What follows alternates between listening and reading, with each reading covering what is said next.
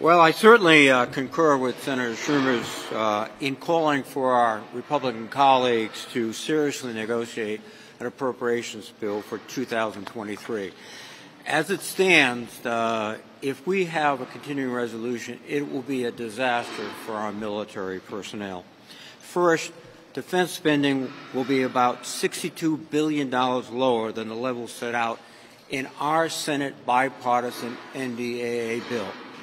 And I'll emphasize bipartisan. In practice, this means the Defense Department will operate with at least $3 billion per month less than the level President Biden requested for fiscal year 2023.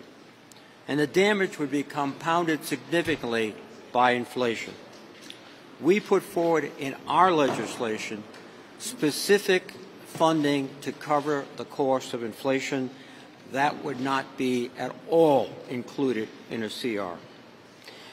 Now, the people who will really bear the burden of this disastrous mistake of doing a CR are the men and women of the military forces. This CR would delay investment in barracks, infrastructure, child care centers. 97 new projects totaling $5.7 billion would not go forward. And further, the 4.6% pay raise that we've included in the National Defense Authorization Act on the Senate side, that would not be funded because the funds would not be available. Second major issue here is that this would cripple our ability to modernize the forces of our military. Under a CR, there can't be any new starts for acquisition programs or military construction projects. 192 new start efforts in procurement and R&D and 49 procurement rate increases would be prohibited.